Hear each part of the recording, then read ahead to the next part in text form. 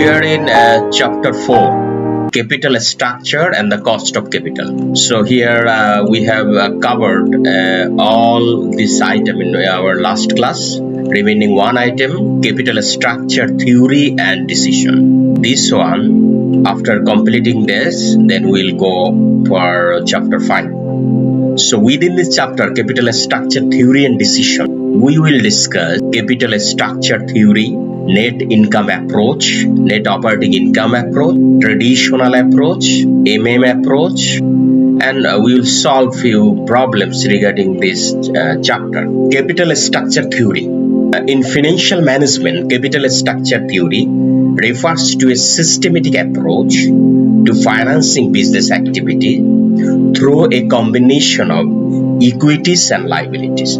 So capital structure theory is the combination within the systematic way, combination of equity and liabilities. So here there are different types of theory. One is cost and benefit here analyzed within the traditional capital structure theory. That's our net income theory, net operating theory, net and composite theory. And modern capital structure theory, theory, modified theory, trade-off theory, is the tax and agency cost including within here. And new capital structure theory, and that is organization theory, here using the information and management market. So basically, if we say that the capital structure theory, there are two types: capital structure relevant theory and irrelevant theory. So what is relevant theory? Here, net income approach, NI approach, traditional approach, and irrelevant theory, net operating income, that means NOI approach, and approach. What is Miller approach. There are four capital structure theory: net income approach, net operating income approach, net income and net operating income, traditional approach, and approach. We are going for discuss that four types of theory. These four types theory we are discussing here. So according to net income approach, a firm may increase the total value of the firm by lowering its cost of capital, that means minimizing the cost of capital when cost of capital is lowest and the value of the firm is greater. So here this approach say that net income approach was presented, and here using the weighted average cost of capital. So here as few assumptions where we have to use it, and confidence level of the investor will not be affected by increase in debt. Have to keep this is the fixed. No source of fund like preference share capital and return earnings. Uniform dividend payout, and flotation cost is zero, transaction cost zero, tax zero, etc. So in this approach, this is the pattern we can do this way. Calculation of this one, that means earning before interest tax less interest cost, then we'll get earning after tax, then shareholders earning. Approach we can calculate a math also for clearing here. So this one NI approach. In this problem, earning before inter tax, that means net operating income, is 30,000 taka. The equity capitalization ratio, that means cost of equity, is 15% KE, cost of debt 10% KD. Total capital amount 2 lakh. Calculate the cost of capital and the value of the firm for each of the following alternative leverage after applying the net income approach. That means NI approach. Leverage would be debt to total capital 0, 20%, 50%, 70%, and 100%. So if we do this, here is the solution of that math. So before doing that, we have to keep a working here. So average cost of capital is computed under the various financing plan. That means there are 4 or 5 plans. When leverage is 0, that means weighted average cost of capital here is come here 0 multiplied by 10. This 10 is that one. So cost of debt is 10. So here debt is 0. And next another plan, debt is 20%, 50%, 70%, 100%. When debt 0, cost of capital 30%. When debt's leverage is 20%, then 80%. This way is calculation. So here when the leverage ratio is 0, that means equity capital 100%. When leverage is 20%, that means here debt of capital is 40,000 and 1,60,000 is equity capital. If things they are 100% debt, that means 2 lakh totally from the debt capital. So this is the capital structure. And then earning before interest tax 15%, as said in the question.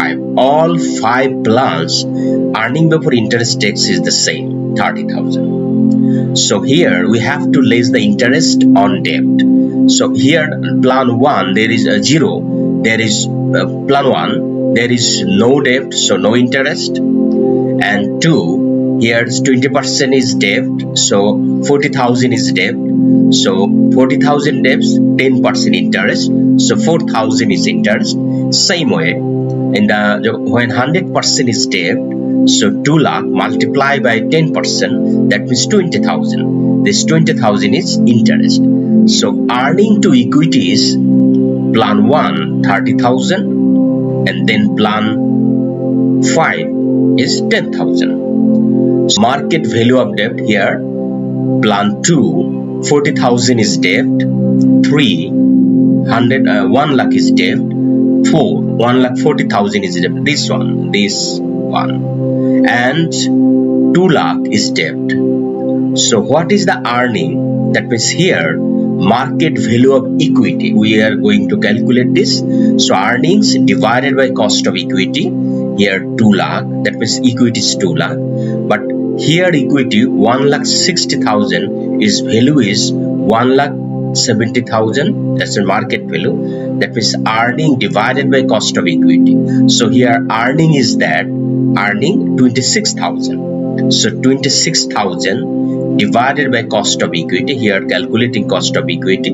Here 28%. Here 25%. Here 23%. Here 20%. So this way we can calculate this figure.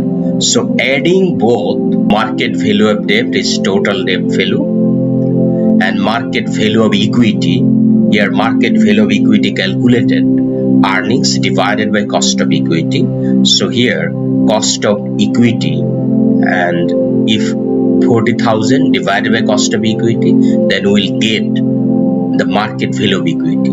So if we add market value of debt plus equity, then we will get total value of the firm. So here in the plan 1 2 lakh value of the firm, plan 2 2,13,000. So this way it is increasing when 100% debt is using here. So total market value is 2,66,667 is the highest. Another approach, net operating income approach, NOI approach. So NOI approach suggests that value of the firm is dependent on the operating income and the associated business risks.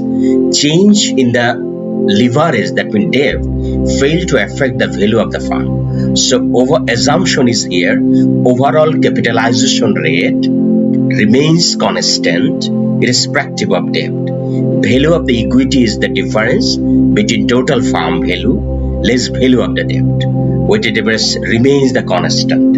So in this scenario here, look here, this is the net operating income approach in this problem. Here net operating income or earning before interest as same previous one 30,000, and total value of the structure 2 lakh, and then cost of debt capital 10%, cost of weighted average cost of capital 12%. So here calculate the cost of equity, that means K, value of the firm P, applying net operating income approach under each of the following alternative leverage as same previous one 0% debt, 20% debt. That means if 0% debt means 100% equity, 20% debt means 80% equity because capital is 100%. So last one here, if 100% debt, then equity is 0. Same way as we have seen previous one, so total 2 lakh, and then 30,000 earning before interest tax. Here interest on debt, that means as same previous one. So here we receive the earning before equity, that means earnings on debt capital eto earnings to equity is this earnings for the equity holder. So value of the firm, first value of the firm we can calculate it earning before interest tax divided by weighted average cost of capital. So weighted average cost of capital here in this question 12%. So earning before interest tax divided by weighted average cost of capital, here this figure 2,50,000. So value of the debt 40,000, 1 lakh, 1,40,000. This comes from this second line. Then we'll get value of the equity. So value of the equity in the first one 2,50,000, and last one value of the equity 50,000. So we are just minus from the total value minus the debt, then we'll get the value of the equity. But here is not using the equity, but value of the equity now is increased 50,000. So in this approach, net operating income approach, this is the one type of formula. This way can company's value or equity value can be calculated. So another one, traditional theory approach. So traditional theory approach is a one kind of approach where increase of the value firm reduce the cost of capital. Use of debt will increase the value of the firm and reduce the cost of capital is the main theme of traditional theory approach. So here's some assumption also. In this structure theory, traditional theory approach, we can say here earning before interest tax total value 30 as same previous one 30,000, capital structure 2 lakh, and here cost of equity and cost of debt.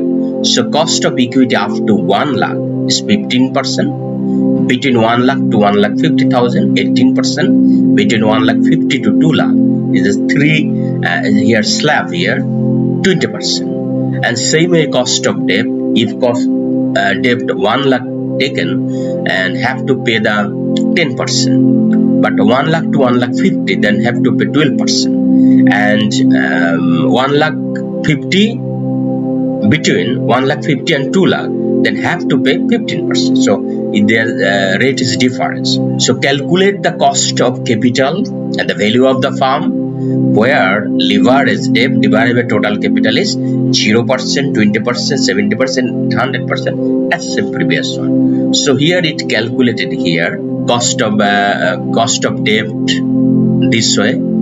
For example, when debt is zero, then cost of debt I know all cost of debt at that time would be 10%. How much?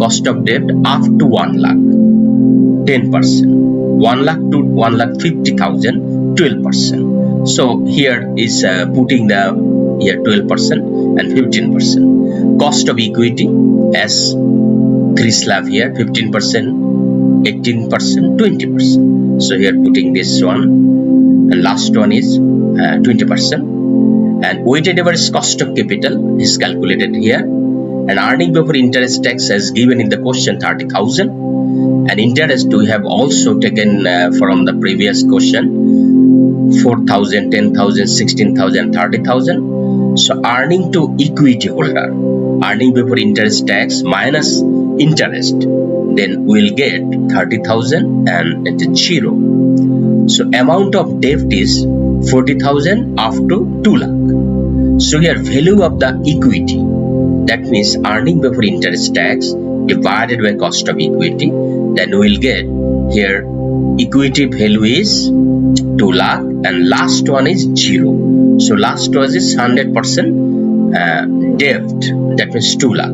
So this is the traditional approach. Here is the working, and it just we discuss this here, but that time of question never comes in our CS exam.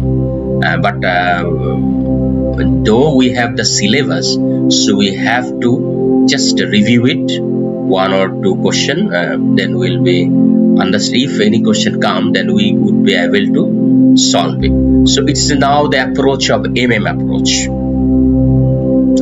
Here is the basic thing of approach taken from above.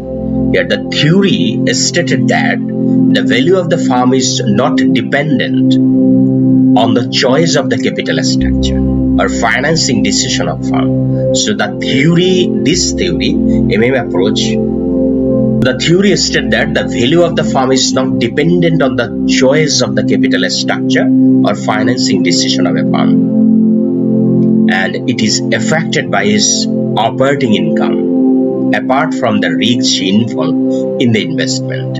So approach as introduced since 1950. So here assumption is that tax rate would be 0, transaction rate 0, and flotation cost 0, and here tax is 0, and same information access to investor and corporate, all will get the same information. So here proposition without tax, here 2 proposition. The capital structure does not influence the value of the firm. Debt holder and equity holders have same priority. And another option, financial leverage is the direct proportion of cost of equity. And with raise in the debt, the equity shareholder perceive a higher risk. So it is the without tax assumption, and with tax assumption another proportion. It assumes that existing of tax, therefore tax benefit due to interest payment are recognized. But here assumption without tax, that no recognition of tax. So cost of debt reduce the interest of tax shield. Therefore change of debt composition can affect the value of the firm. But proposition where without tax, they think that change of debt do not affect the value of the firm. But when considering tax, here think that change of debt composition can affect value of the firm, can affect. So here is the approach problem is 1, 2 firm A and firm B. Identical all excess capital structure. Firm A has financed 6% debt, 1,50,000. Here debt 6% debt, 1,50,000. Firm B levered, earning before tax for the both firm 60,000. Cost of capital is 10%, corporate tax 60%. Compute the market value of 2 firms. 2 firms market value. So number 1, the market value of firm A, this unlevered, earning before interest tax multiply by 1 minus T mean tax divided by cost of equity. Here cost of capital, that means cost of capital or cost of equity is 10%. So here 10%. So putting the value of the firm comes 2,40,000. And now the market value of the firm B. So value, that means here one is levered, another is unlevered. So levered, the value of levered, that means this one, 2,40,000, because here same that identical all respect of except capital structure, all are the same of both company A and B. And here, so value of the levered value minus tax rate, and here debt 1,50,000. So here tax rate 60% multiplied by debt 1,50,000. So here value of the firm B is 3,30,000. So this is the approach. So here the question is here, determine optimal capital structure. How we can calculate optimum capital structure? Here one thing, in considering the most desirable capital structure for a company, the following estimate of the cost of debt and equity capital after tax have been made in various level of debt equity mix. Debt as percentage of total capital employed, cost of debt per percent, cost of equity. So here debt as percentage total employed, that means debt here 0%, and 10% debt, 20% debt, 30%, up to 60% debt. So cost of debt is 5%, 5%, the difference slab and difference mode. So determine the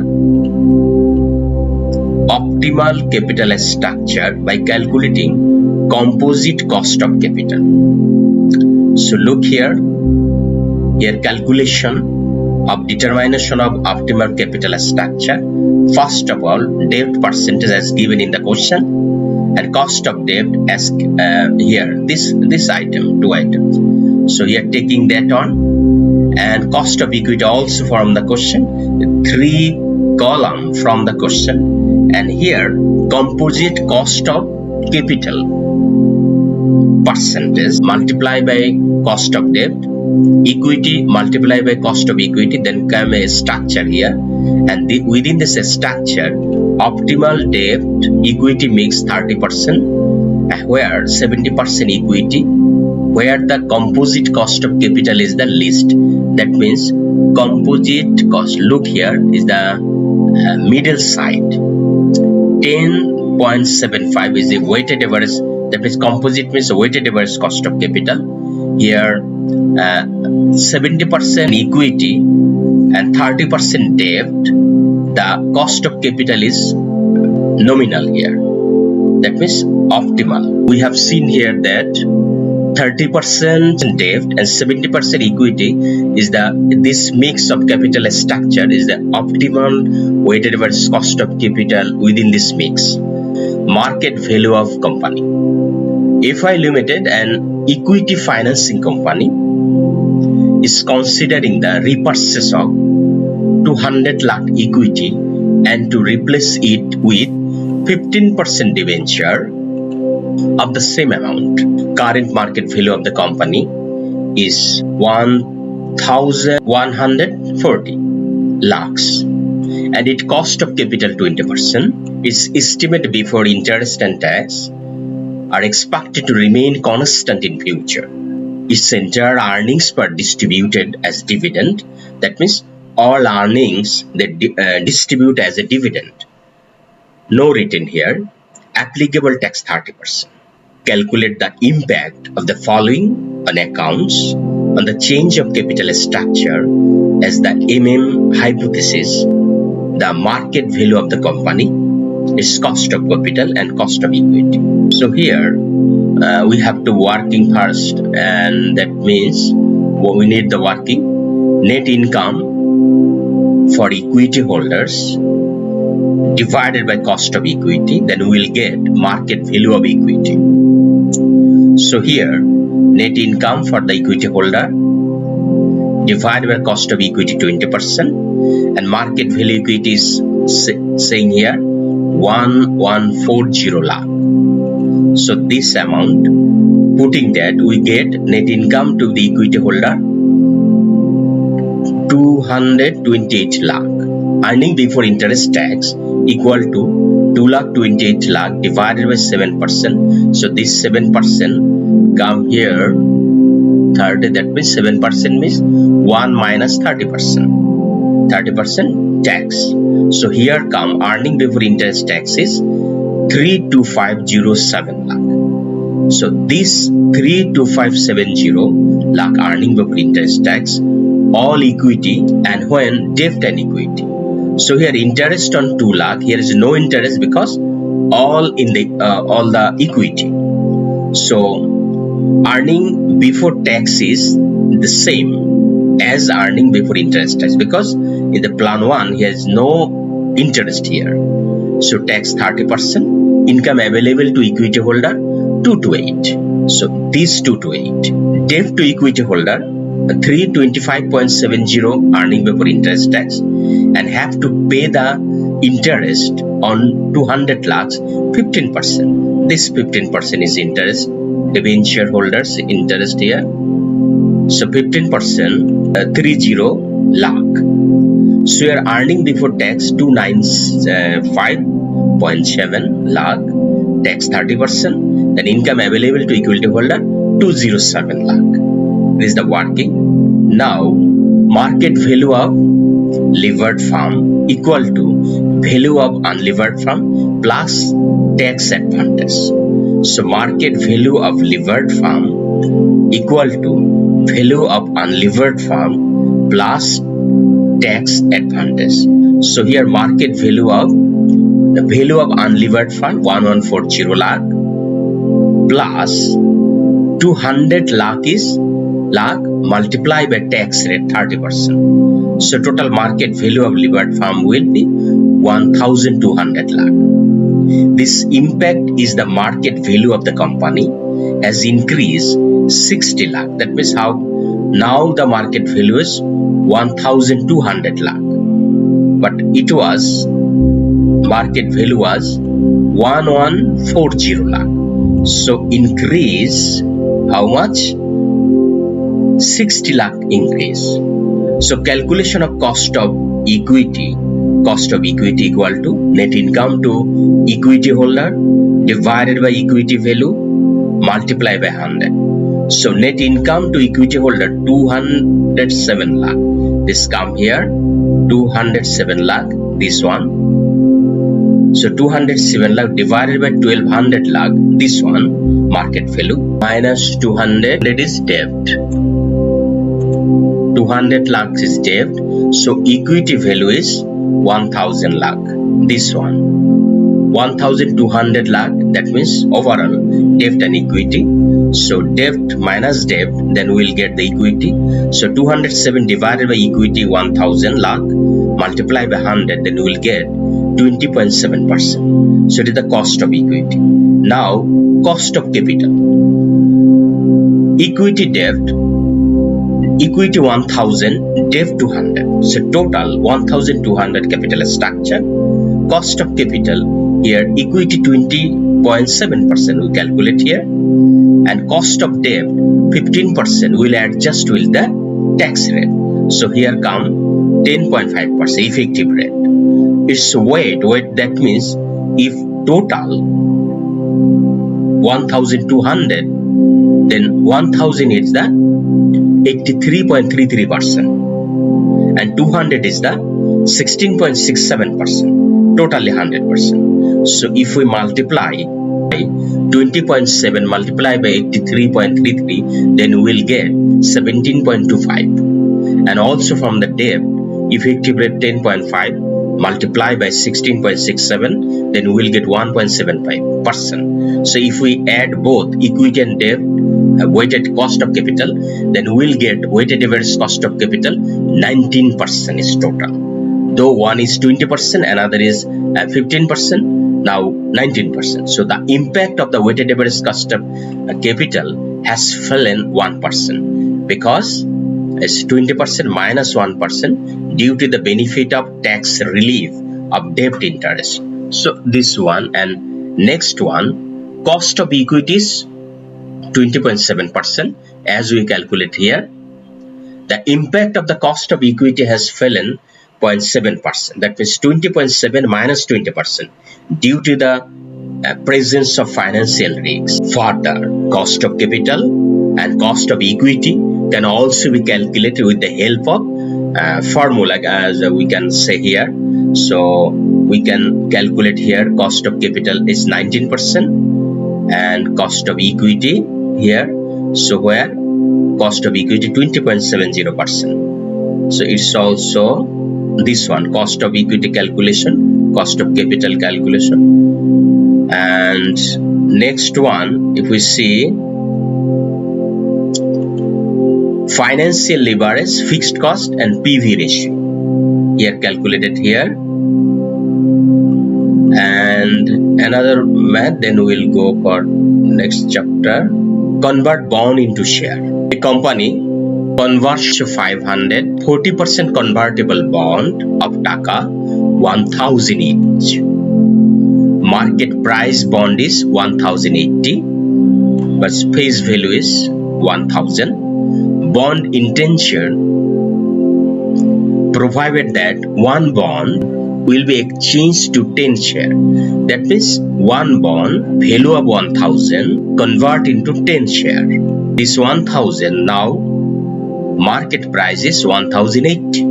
Price earning ratio before redemption 20:1. That means present. And the anticipated price earning ratio after resumption, it will be 25:1. Number of share outstanding prior to redemption is 10,000. That means prior to redemption number of share is 10,000. Earning before interest tax amount 2 lakh.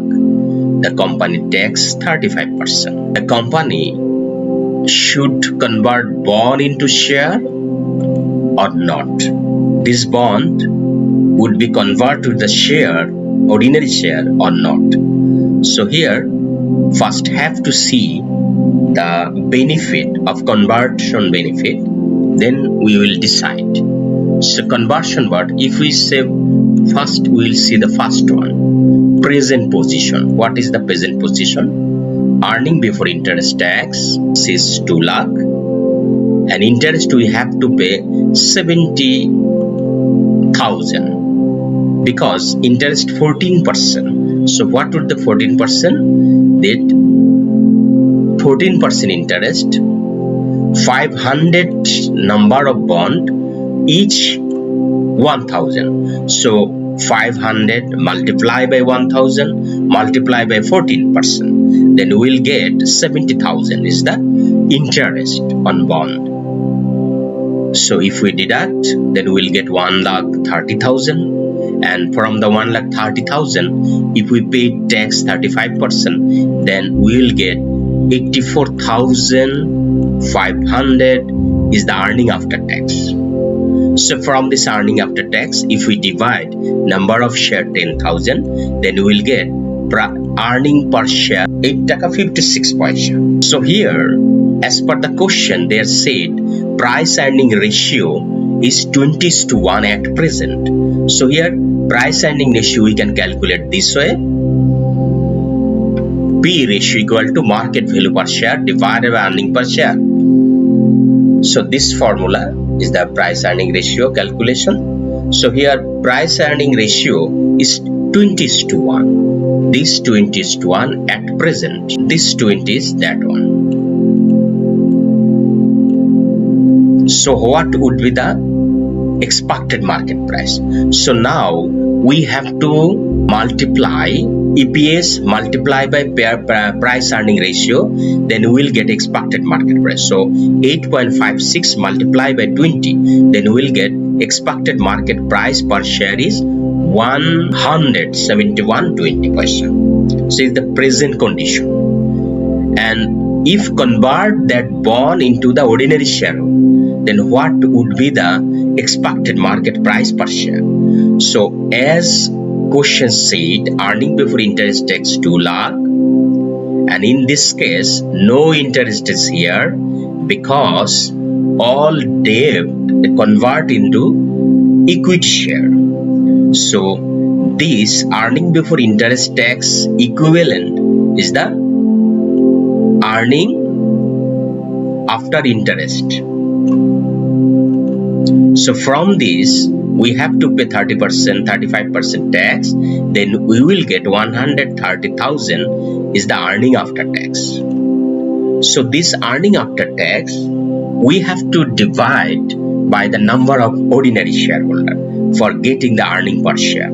So presently it was 10,000 share, but now 1,500 share. How it can? Here 10 share, 500 number share, that is one bond equal to 10 share. So 500 multiplied by 10, so it's come 5,000. So here 10,000 plus 5,000, then we'll get 15,000 is the ordinary share right now after conversion. So 1,30,000 earning after tax divided by 15,000 number of ordinary share after conversion, then we'll get earning per share is 8 taka 67 paisa. It was previously 8 taka 56 paisa. Just change something. So here price earning ratio is 25:1. Look here, after conversion price earning ratio as per question 25:1. This one is the 25, this 25. So now if we multiply EPS of our after conversion and the price earning ratio, that means 8.67 multiplied by 25, then we'll get expected market price is 216.75, that means 216.75. So here this company, if convert bond into share, the share price will increase from 171.20 paisa to 216.75. So your advice would be that company should convert bond into ordinary share. So it's all from this chapter. Today we discuss capital structure theory and decision. Sometimes one math may come, but not, it's optionally. And here within the chapter 4, we seen cost of individual types of finance, risk return related cost of capital, weighted average cost of capital, portfolio theory, capital asset pricing model, the CAPM method, market efficiency, capital gearing. Also today we have seen capital structure theory and decision. So